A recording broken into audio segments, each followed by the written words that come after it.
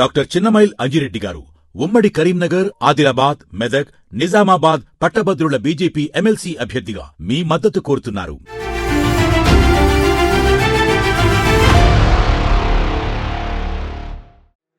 అదేవిధంగా ఇదే 4 ఉమ్మడి జిల్లాలకు సంబంధించి అదే ఫిబ్రవరి 27వ తారీఖున జరగనున్నటువంటి టీచర్స్ ఎమ్మెల్సీ అభ్యర్థి గౌరవనీయులు మల్క కొమరయ్య గారు వేదిక మీద జనతా పార్టీ శాసన మండలి సభ్యులుగా ఖచ్చితంగా మీ పక్షాన నిలబడి పోరాడతామని హామీ ఇచ్చింది. కాబట్టి దయచేసి మీరందరూ కూడా ఫిబ్రవరి 27వ తారీఖున మీ మొదటి ప్రాధాన్యత ఓటుని బ్యాలెట్ పేపర్లో వాళ్ళ పేరుకి ఎదురుగా చిన్నప్పుడు మనం స్కూల్లో చదువుతున్న 1వ నెంబర్ వేసి వాళ్ళని ఆశీర్వదించాల్సిందిగా విజ్ఞప్తి చేస్తాను.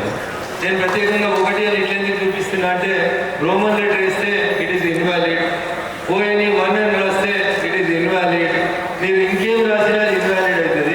అందుకని దయచేసి 1 చిన్నప్పుడు మనం స్కూళ్ళలో ఫస్ట్ 1 గీత పెడతాం కదా, అంతే గీత పెట్టాం. సో గ్రాడ్యుయేట్ ఎమ్మెల్సీ ఓట్లలో మీరు ఏం చిన్న పొరపాటు చేసినా ఆ ఓటు ఇన్వాలిడ్ అవుతుంది. కాబట్టి గ్రాడ్యుయేట్ మిత్రులందరూ కూడా నేను చేసేటువంటి అప్పీల్ సీరియల్ నెంబర్ 1 పక్క ఊర్లలో మనం చదువుకున్నప్పుడు చిన్నప్పుడు పల్లెటూరు నాకు 1,00,000 పైచి ఓట్లు వేసింది. ఆ ఓట్లలో ఇక్కడ కూర్చున్న ప్రతి ఒక్కరు కూడా రఘునందన్ రావు గెలిస్తే నేను గెలిచినట్టు అని చెప్పి భావించి ఒక్కొక్కరు ఒక్కొక్క కాలనీని, ఒక్కొక్క ఊరిని, ఒక్కొక్క టౌన్షిప్ని అడాప్ట్ చేసుకుని మీరంతా ఎంత గట్టిగా అయితే పనిచేసి పటాన్చెరు శాసనసభ నియోజకవర్గ పరిధిలో కాంగ్రెస్ పార్టీ అభ్యర్థి ఈ ప్రాంతం వాడు అయినప్పటికీ కూడా నాకు అందరికంటే ఎక్కువ ఓట్లు వేసి 1,00,000 పైచి ఓట్లు వేసి మీ అభిమానంతో, మీ ఇచ్చిన అండదండతో, మీ ఆశీస్సులతో గెలిచిన నేను ఇదే పెరుగుగూడ కమాల్లో ఇప్పుడే వచ్చి ఎడ్ల రమేష్ గారు వాళ్ళ ఊళ్ళో అమీన్పూర్లో మీటింగ్ పెడతామని చెప్పి అక్కడ మీటింగ్ పెట్టిన తర్వాత ఎంపీకి ఓటేయమని రాయలేదు, మెంబర్ ఆఫ్ పార్లమెంట్ అని రాయలేదు. ఎంపీ అంటే మెట్రో పక్క అని కొత్త బ్యానర్లు పెట్టి ఆ రోజు సమస్యలు పెట్టి స్వాగతం పలికింది.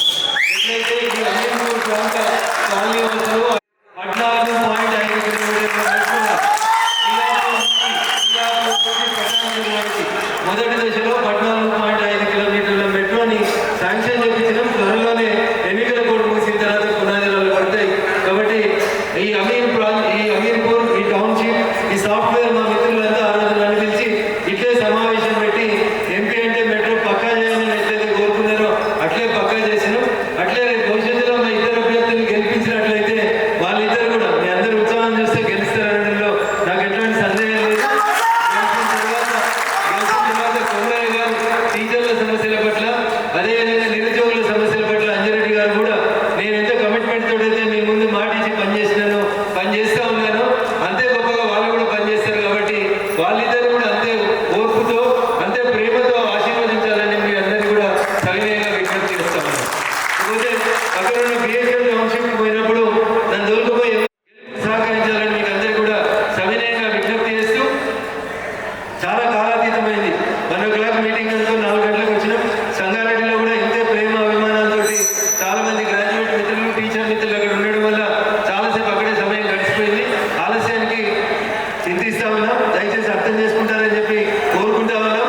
మీరందరూ కూడా దయచేసి మీరు పనిచేసేటువంటి కంపెనీలలో, మీరు పనిచేసేటువంటి, మీరు ఉంటున్నటువంటి టౌన్షిప్లు, కాలనీలలో మీరు ఒకరు వచ్చిందని అనుకుంటలేదు. మీరు ఒక కాలనీ నుంచి ఒకరు వచ్చిందంటే ఆ కాలనీ మొత్తాన్ని మీరు కోఆర్డినేట్ చేయగలిగేటువంటి శక్తి ఉన్నటువంటి గొప్ప నాయకులు మీరు మిత్రులు. కాబట్టి నాకు 1,00,000 ఓట్లు వచ్చినట్టు ఒకటే రాలేదు. భారతీయ జనతా పార్టీకి పటాన్చెరు శాసనసభ నియోజకవర్గంలో పార్లమెంట్ ఎన్నికలకు వచ్చిన ఓట్లు 1,05,000 ఓట్లు వచ్చింది. అప్పుడు మీటింగ్ పెడితే కూడా మంది మాట్లాడుకుంటుంది ఎట్లా గెలుస్తామని చాలా మంది భయపడదు. కానీ ఒక్కొక్కరు ఒక్కొక్క కాలనీ, ఒక్కొక్క టౌన్షిప్ మినిమం 1000 ఓట్లు పెట్టి పనిచేసి ఇక్కడ దాకా తీసుకొచ్చినారు. అదే స్ఫూర్తిని మీరు కొనసాగించాల్సిందిగా మీకు అందరికీ విజ్ఞప్తి చేస్తూ, సమస్యలు చాలా ఉన్నాయి. రేవంత్ రెడ్డి గురించి మాట్లాడాలంటే చాలా మాట్లాడాల్సినవి ఉన్నాయి. మాటలు ఎక్కువ, చేతులు తక్కువ. కర్ణాటక, హిమాచల్ ప్రదేశ్ అనే 3 రాష్ట్రాలలో గట్టిగా మనందరం పట్టుబట్టి 3 అడుగులు వేస్తే కాంగ్రెస్ కథం, కాంగ్రెస్ ముక్త భారత్ అవుతుంది. కాబట్టి దయచేసి 14 నెలల రేవంత్ రెడ్డి గారి పాలనకి దీని ఒక రెఫరెండంగా మనం చెప్పాలనుకుంటున్నప్పుడు మీరే కదా మేధావులు, చదువుకున్న వ్యక్తులు, మీరే బాగా ఆలోచించి ఆ దిశగా భారతీయ జనతా పార్టీ అభ్యర్థుల్ని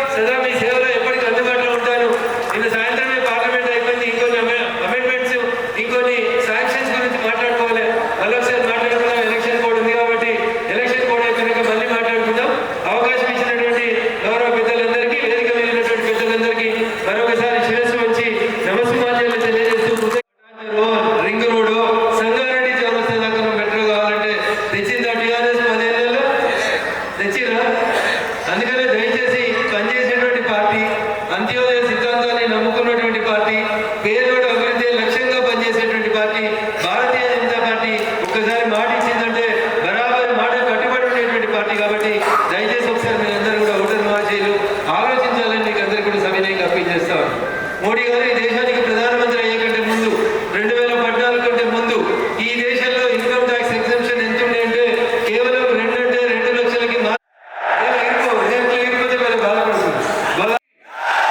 జై శ్రీరామ్, జై శ్రీరామ్.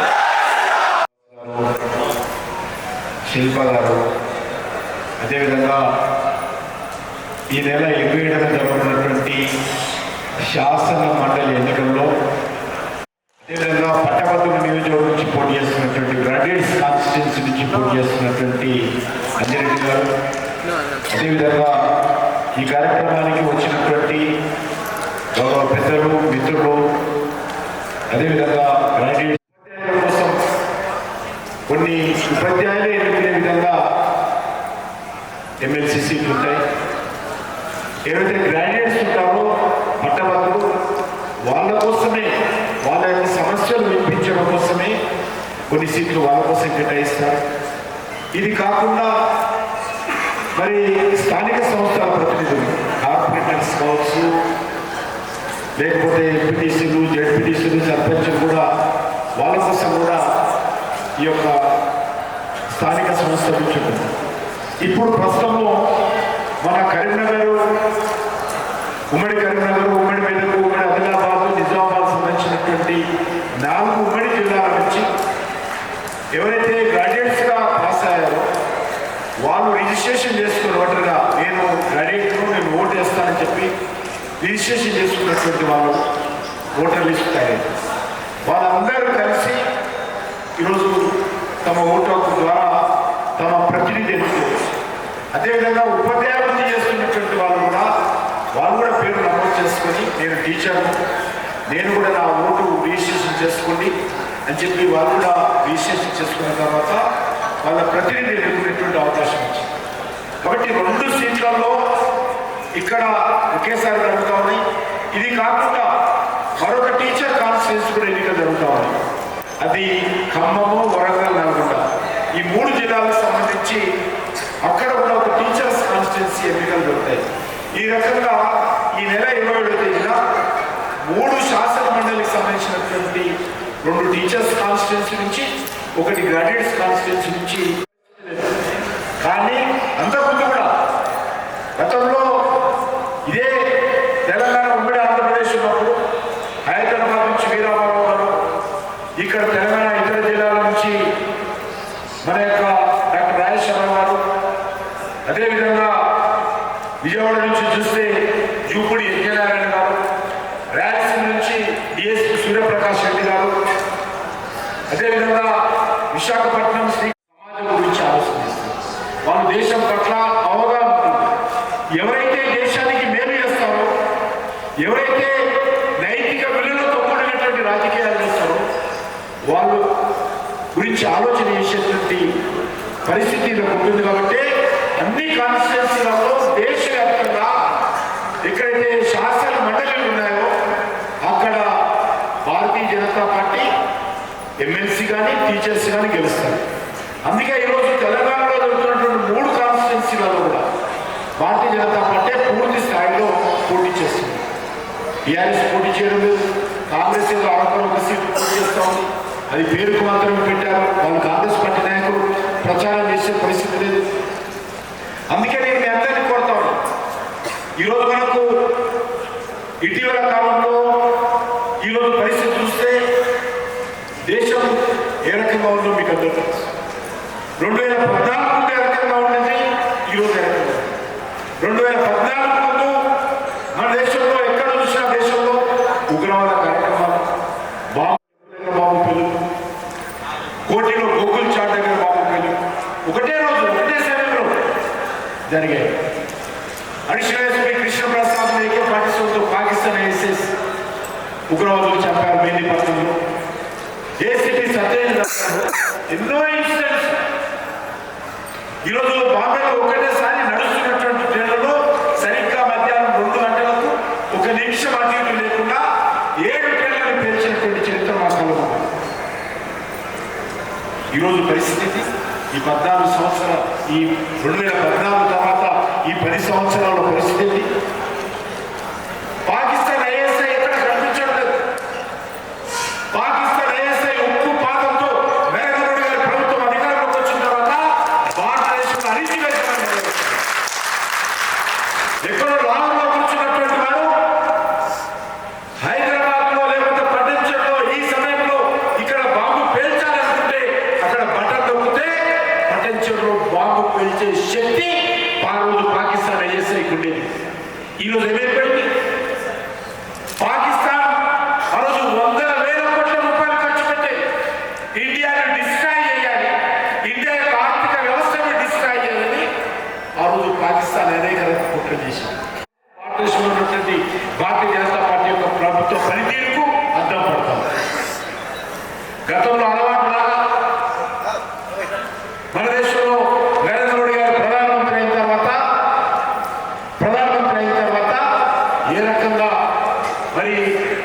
పఠాన్కోట్లో కావచ్చు ఉగ్రవాద కార్యక్రమాలు చేయడం కోసం ప్రయత్నం చేశారు.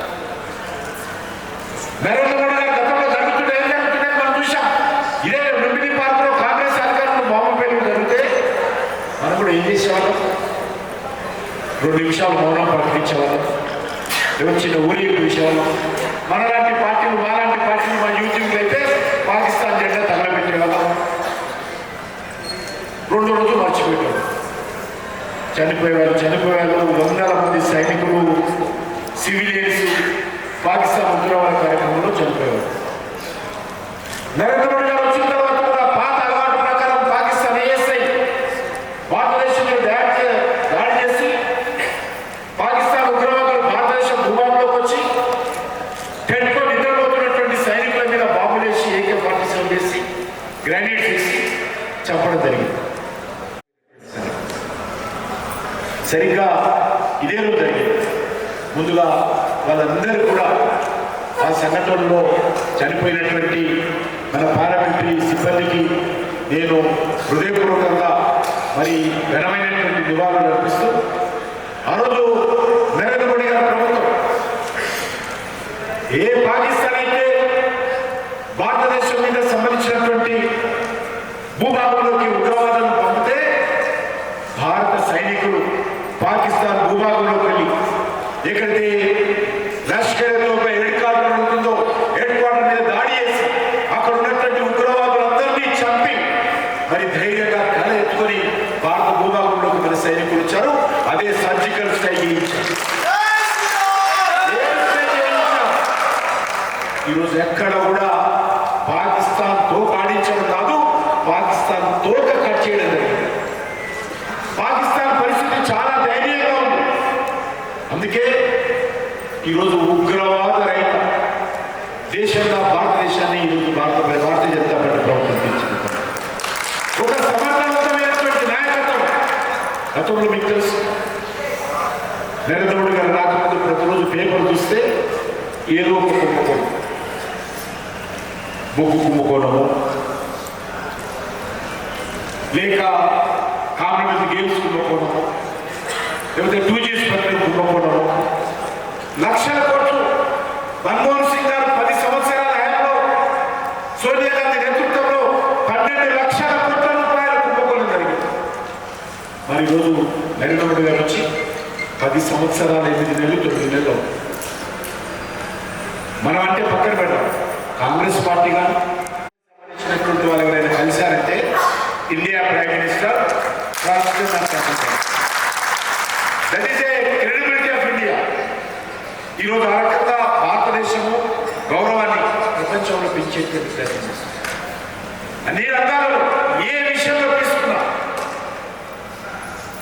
రష్యా ఉక్రెయిన్ యుద్ధం ప్రారంభమైతే సుమారు 25,000 మంది ఇండియన్ గ్రాడ్యుయేట్ కాన్స్టిట్యూన్సీ నుంచి 3 కూడా భారతీయ జనతా పార్టీ అభ్యర్థులను గెలిపించాల్సిందిగా తప్పకుండా ఈ తెలంగాణ రానున్న రోజుల్లో తెలంగాణలో ప్రజల పక్షాన భారతీయ జనతా పార్టీ అభ్యర్థులు శాసన మండలిలో ఈరోజు మన రఘువారం పార్లమెంట్లో మాట్లాడారు. నాకు కొంతమంది బీజేపీ ఎంపీలు వచ్చారు, తెలంగాణ से कोई जीत के है ना रघुनंदन साहब बहुत अच्छा बात कर, बहुत अच्छा बात कर. అది భారతీయ జనతా పార్టీ ఈరోజు అభ్యర్థులు ఎవరున్నా మన దేశం కోసం, సమాజం కోసం, మన కుటుంబం కోసం కాదు. ఈరోజు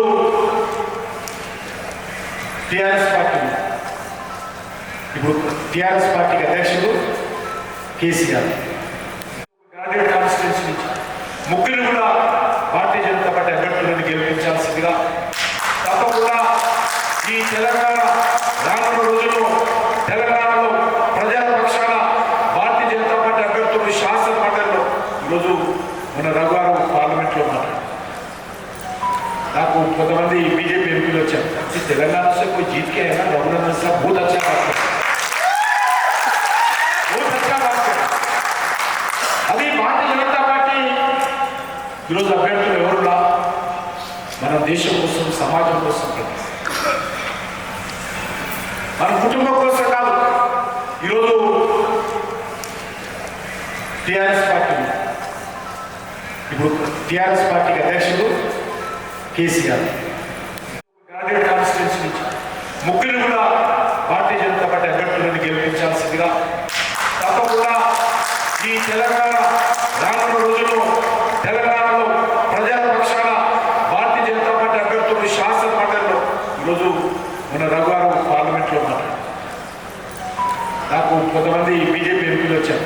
తెలంగాణ से कोई जीत के है ना रघुनंदन साहब बहुत अच्छा बात कर बहुत अच्छा बात कर అది భారతీయ జనతా పార్టీ ఈరోజు అభ్యర్థులు ఎవరున్నా మన దేశం కోసం సమాజం కోసం మన కుటుంబం కోసం కాదు. ఈరోజు టిఆర్ఎస్ పార్టీ ఇప్పుడు టిఆర్ఎస్ పార్టీకి అధ్యక్షుడు కేసీఆర్, రాహుల్ గాంధీ, తర్వాత ప్రియాంక గాంధీ, ఇంట్లో ముగ్గురు ఎంపీలు ఉన్నారు.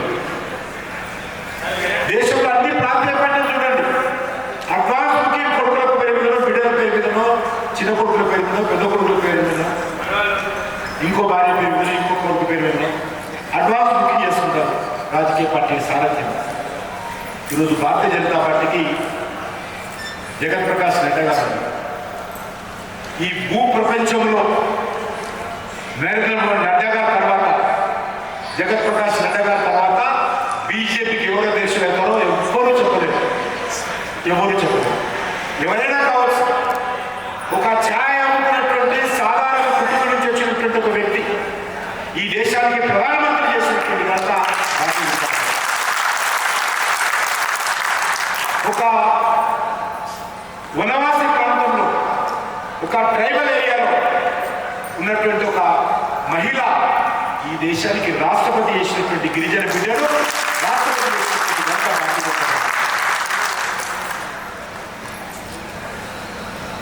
రాష్ట్రపతి ద్రౌపది ముర్ము గారికి వాళ్ళ తండ్రి ఎవరు లేరు. ఈ దేశానికి ప్రధానమంత్రి అయినటువంటి నరేంద్ర మోడీ గారు తండ్రి గారు కనీసం గ్రామ పంచాయతీలో వార్డు మెంబర్ కూడా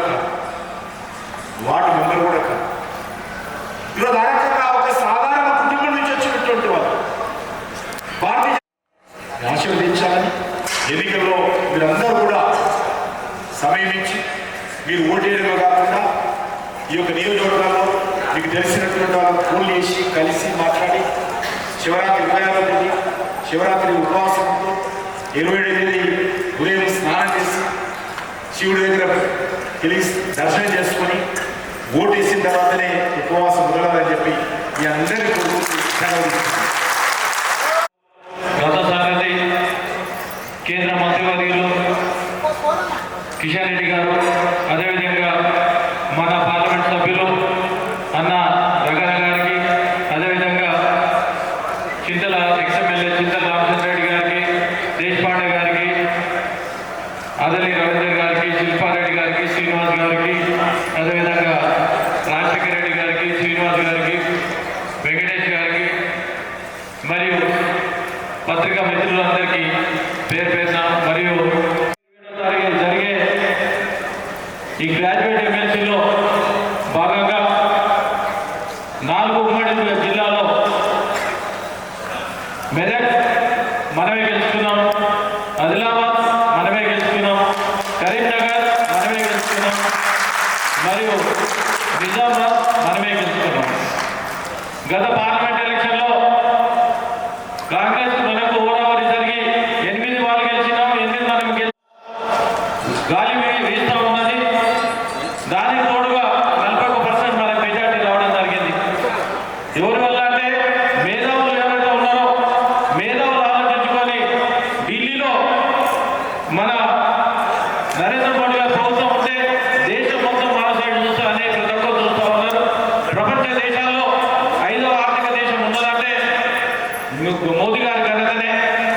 మొన్నటికి మొన్న బడ్జెట్లో ఇంతవరకు ఇష్యూలో 60 సంవత్సరాల్లో 12,75,000 పెట్టి ఇన్కమ్ ట్యాక్స్ ఫేర్ ఎప్పుడైతే పెట్టిరో ప్రతి ఎంప్లాయీస్ గవర్నమెంట్ ఎంప్లాయీస్ అయినా ప్రైవేట్ ఎంప్లాయీస్ అయినా లేకపోతే బిజినెస్ మెన్ అయినా లేకపోతే ఇండస్ట్రీ స్మాల్ స్కేల్ ఇండస్ట్రీ అయినా ప్రతి ఒక్కరికి 1,00,000 నుంచి 1,50,000 రూపాయలు బెనిఫిట్ జరగబోతున్నారు.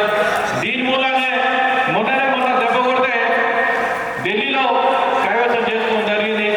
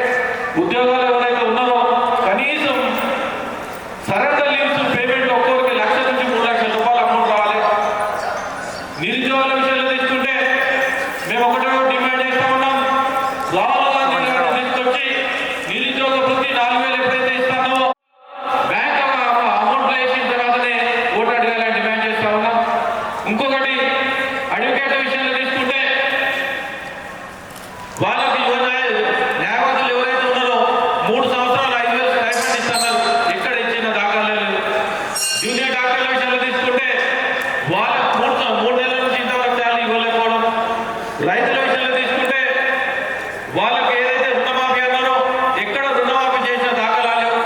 తర్వాత రైతు బంధు అని గత ప్రభుత్వం రాకముందు ఏమైందంటే 10,000 ఇస్తాను, డబ్బులు తీసుకోవద్దు, 15,000 ఇస్తాను, 3 దఫాలు అయింది, ఇంతవరకు డబ్బులు ఇవ్వకపోవడం.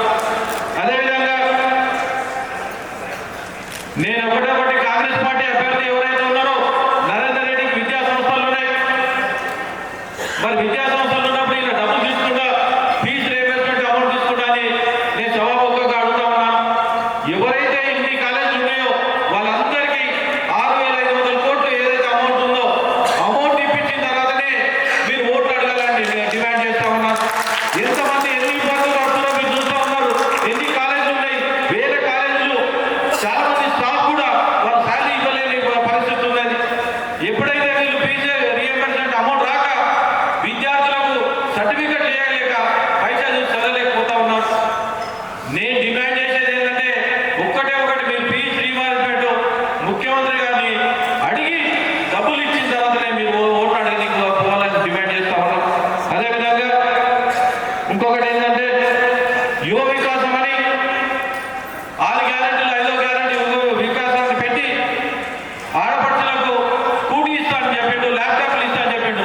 అవి ఇచ్చిన తర్వాత ఓటు అడగాలని డిమాండ్ చేస్తా ఉన్నాం.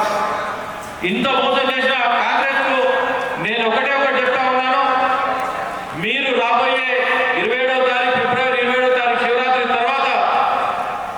శివరాత్రి తర్వాత